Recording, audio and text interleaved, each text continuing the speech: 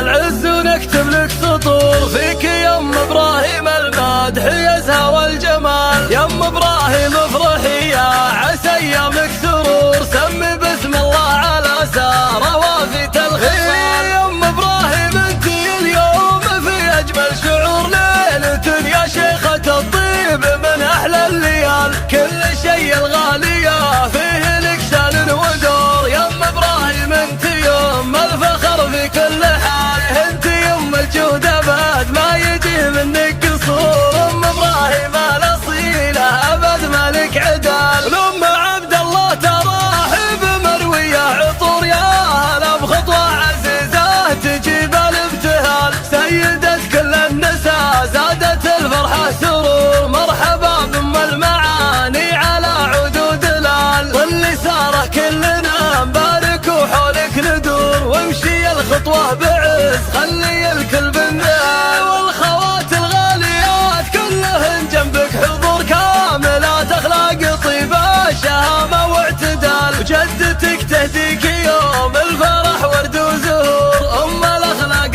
الاصيله ووافيت الفعال. يا عسى عمرك يا ساره سعادات وسرور ما يفارق الفرح والهنا في كل حال. العبي يا شيخة العز ونكتب لك سطور فيك يا ام ابراهيم المدح يزهى